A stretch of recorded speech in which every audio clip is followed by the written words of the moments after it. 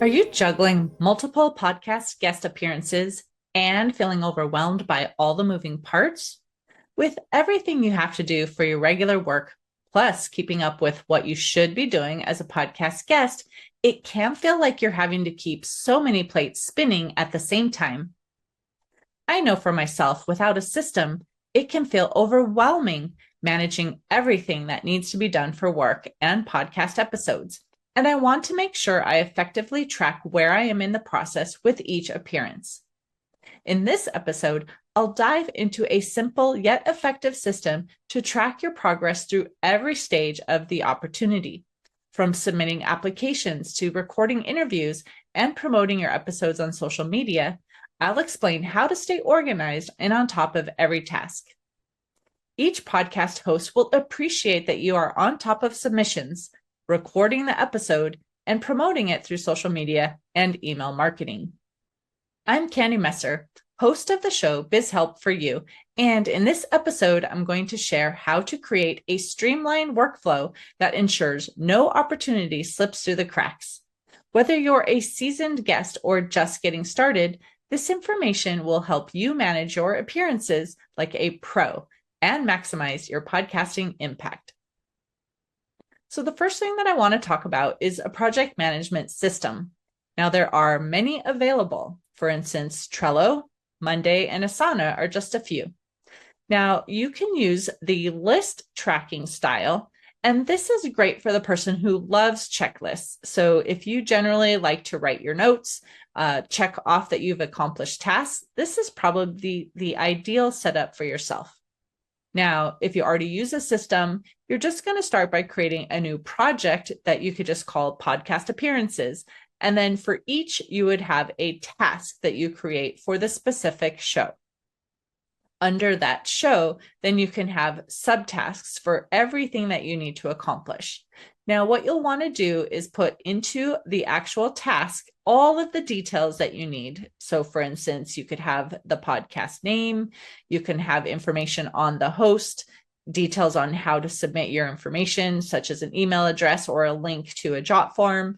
Anything that you would want to have readily accessible at your fingertips, put in the description or other aspects of the task so you have it easily available to you.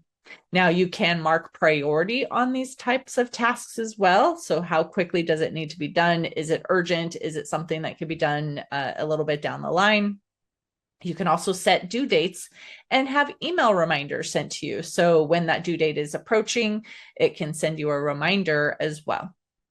Now, you want to make sure that you also will give permission to anyone else who will be accessing this to help you. So if you have an administrative assistant or maybe someone that is an outsourced provider that assists you with any part of this, make sure that you give them access to this as well.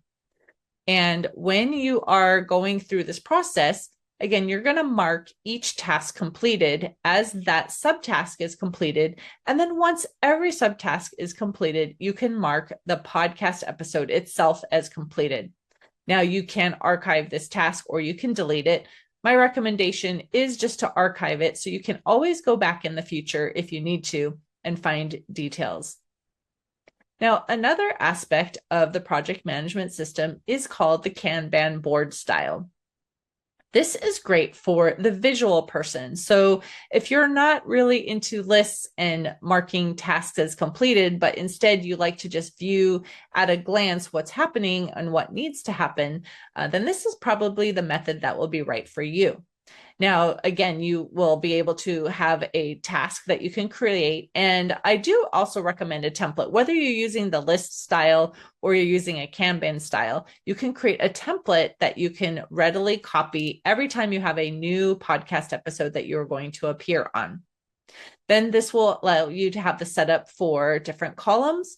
And the Kanban style basically has where you move from left to right a task as you accomplish it. So in this case, you'll have a column for each aspect that you need to handle. So for instance, you'll have a column for applied, one for submitted headshot and bio and any other information that has been requested, one for scheduled the interview, one for actually recording the interview, one for, promoting it on social media or through your email marketing. So basically have a column for every task that you need to accomplish, and then you will move the card from left to right.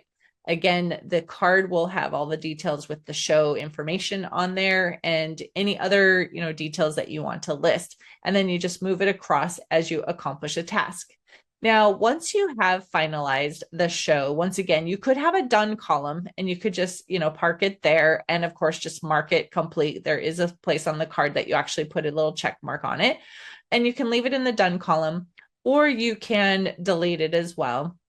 You might want to just leave it in the done. So if you need to go back and find information at a future date, you can. And once again, if you need to, you can archive these as well.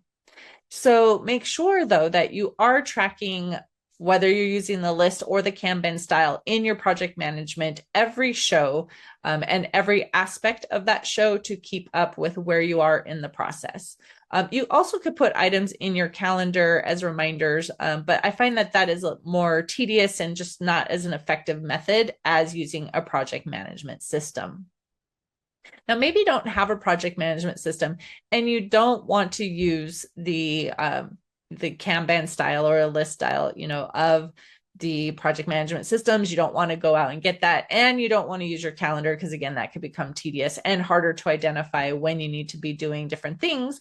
You can use a Google spreadsheet or an online Google Doc. Now, if you are working with someone else, probably the Google Doc will be a little bit easier because you can just give a sharing link for them where they can access this sheet. But if you are going to use a desktop version of the spreadsheet, make sure you put it in a place that's easily accessible, whether you're using Dropbox or you have another shared folder that they can access it, because you'll both need to be accessing it and marking things as they are happening. So if you again are using a Google Sheet or a spreadsheet, you basically will be doing the same thing where you're going to track every aspect of the process. But in this case, you're going to have lines for the show. So every row would be an episode that you are going to be appearing on, and you're going to have columns for all the information that you need. So for instance, you might have the name of the podcast in one column, the name of the host in another, maybe an email address or a Jotform link that you need for submitting information, the date that you have scheduled your recording, and maybe dates that you're going to be promoting for the social media, or an email when you're going to send an email blast letting people know that you have appeared on the show. When you are finishing a certain aspect of this, what you could do in this case is color code it so that you know, again, at a glance, where you are with every episode. So for instance, you could have yellow, meaning you applied. Blue could be you submitted your information. Green could be you scheduled the interview. Orange could be that the interview has been recorded. And maybe purple is you have shared it on social media. Again, once you have finished every aspect of it, you could delete the line, but I recommend hiding the line instead. You might want to go back and find details, maybe the host name or an email or contact address. And so I would just recommend hiding any rows that you no longer need. And then again, if you need to go back and find information, you can always unhide that in the future. If it's completely deleted, it'll be harder to get those details in the future. So the next thing that I recommend is actually having a marketing calendar as well. So you're going to be needing to share the episodes on your social media, or maybe sending that email marketing, and managing all of that in one place is also ideal. So again, you can have where you put the name of the show and any dates that you are going to want to promote them. But you could also just have like a calendar view where you're going to plug in on the calendar where you're going to be promoting those shows. For instance, if you have an episode that you want to share on LinkedIn one week, maybe you have another post that you share to your Facebook another week. And you want to make sure, if you have your own content that you are sharing, that you're planning this around the content that you will be posting. Whether you share quotes or articles, you want to be able to then put in this episode promotion, whether you're creating a reel or you're doing a post, or you're sharing the post from the host as they share it on those platforms as well. You want to be able to plan that out. Now, keep in mind that you may have some episodes airing around the same time, and you may not want to have all of that promotion right at the same time. So, again, you may want to find out ahead of time when these might be airing and plan when you can be sharing that content on your social media or in emails without it being too overwhelming for those that are following you. And keep in mind also that it is ideal, obviously, to have promotion within the first couple of days of the episode airing.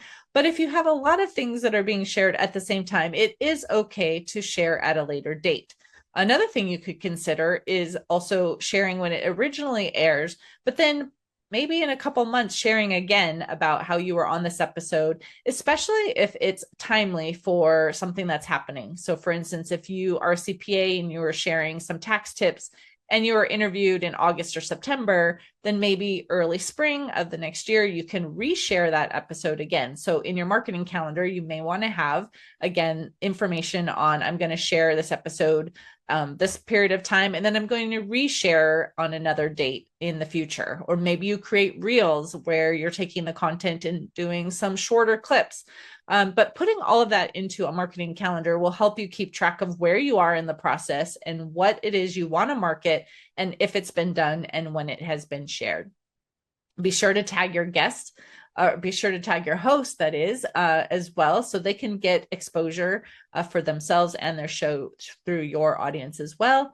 And just remember that nothing has to be done by a certain date. And so work this into the calendar as it works best for you. But be sure that you are sharing the episodes that you appear on. So not only are you sharing the fact that you are on another show and your audience can watch it, but you're also helping your podcast host get additional exposure for their show as well. I hope you found these strategies helpful for keeping your podcast process organized and stress-free. Whether you prefer doing the simplicity of a checklist, the visual clarity of a Kanban board, or the flexibility of a spreadsheet, the key is finding the system that works best for you. By breaking each episode into manageable tasks and subtasks, setting reminders, and keeping an at-a-glance view of your progress, you'll be able to streamline your workflow and ensure that nothing slips through the cracks.